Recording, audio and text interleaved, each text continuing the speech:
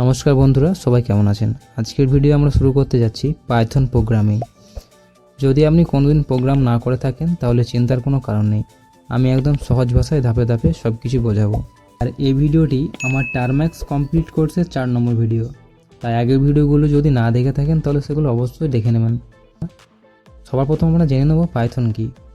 আমরা যেমন বাংলা বা ইংরেজি ভাষায় মানুষের সাথে কথা বলি, ঠিক তেমনই কম্পিউটার বা মোবাইলের সাথে কথা বলার জন্য একটি ভাষা লাগে। সেই ভাষাগুলোর মধ্যে সবচেয়ে জনপ্রিয় একটি হলো পাইথন। এবার আমরা জেনে নেব পাইথন দিয়ে কী কী কাজ করা যায়। পাইথন দিয়ে ওয়েবসাইট তৈরি করা যায়, অ্যান্ড্রয়েড অ্যাপ বানানো যায়, এআই নিয়ে কাজ করা যায়, অটোমেশনও করা যায়, ডাটা অ্যানালাইজ করা যায়, এছাড়াও হাজার হাজার ধরনের সফটওয়্যারও তৈরি করা যায়।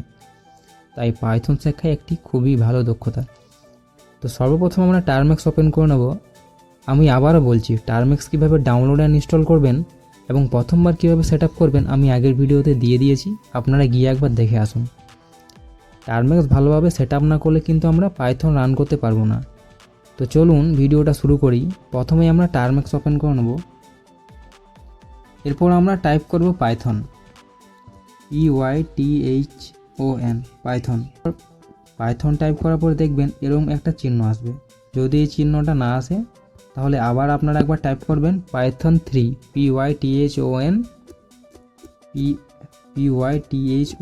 পাইথন 3 লিখে এন্টার করে দেবেন। তাহলে দেখবেন এরকম চিহ্নটা চলে আসবে।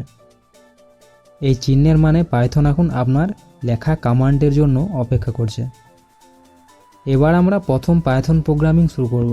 প্রথমে আমরা ছোট ছোট বিষয় নিয়ে আলোচনা করব, একদম বেসিক থেকে অ্যাডভান্সে যাব।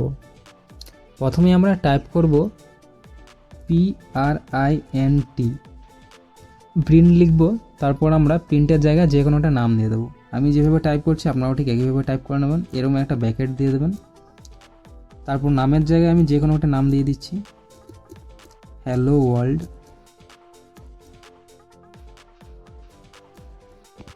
এরপর এন্টার করে দেবেন।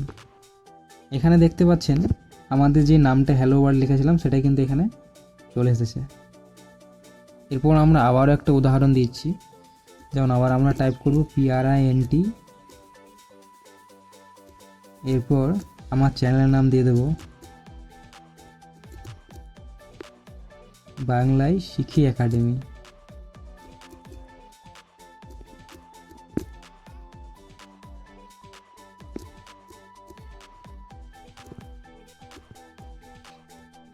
এন্টার করলে কিন্তু এখানে আমাদের নামটা চলে এসেছে, বাংলায় শিখি একাডেমি।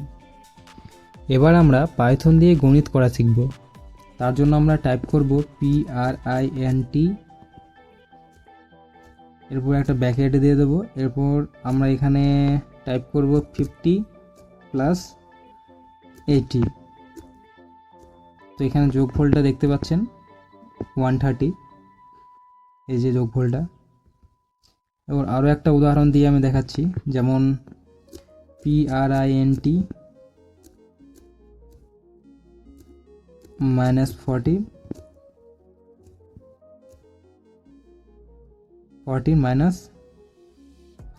20। এরপর এন্টার। এখানে দেখতে পাচ্ছেন চলে এসছে আমাদের 20। এইভাবে কিন্তু আমরা পাইথন দিয়ে গণিত করতে পারবো। এরপর শিখব ভেরিয়েবল। ভেরিয়েবল মানে কোনো তথ্য রাখার জন্য একটি নাম। যেমন এখানে আমি নাম টাইপ করে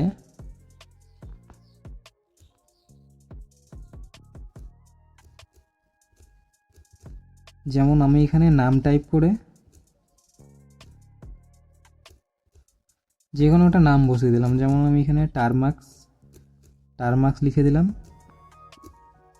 টার্ম্যাক্স লিখে দেওয়ার পর এটাকে এন্টার করে দিলাম। এই নামটা কিন্তু আমাদের সেভ হয়ে গেল। এরপর এটাকে বের করার জন্য আমাদেরকে টাইপ করতে হবে PRINT, তারপর NAME, নাম। এরপর এন্টার করে দিলেই কিন্তু আমাদের নামটা এখানে বেরিয়ে আসবে। এই যে দেখতে পাচ্ছেন নামটা আমাদের এখানে খুব সহজেই বেরিয়ে আসলো। তো এভাবেই কিন্তু আমরা ভেরিয়েবল শিখতে পারবো। তো আজকের ভিডিওতে কি শিখলাম? আজ আমরা শিখলাম পাইথন কি, পাইথন কিভাবে চালু করতে হয়, প্রিন্ট কি? প্রিন্ট দিয়ে গণিত করা। ভেরিয়েবল কি? ভেরিয়েবল ব্যবহার করে হিসেব করা। তো বন্ধুরা, আজকের মতো ভিডিওটা এখানেই শেষ। আপনাদের কাছে একটা রিকোয়েস্ট, চ্যানেলে নতুন হয়ে থাকলে অবশ্যই চ্যানেলটাকে সাবস্ক্রাইব করে দেবেন। আর যদি আপনারা পাইথন প্রোগ্রাম নিয়ে আরও ভিডিও চান তাহলে কমেন্ট বক্সে অবশ্যই কমেন্ট করে জানাবেন। ধন্যবাদ সবাইকে, দেখা হবে পরবর্তী ভিডিওতে।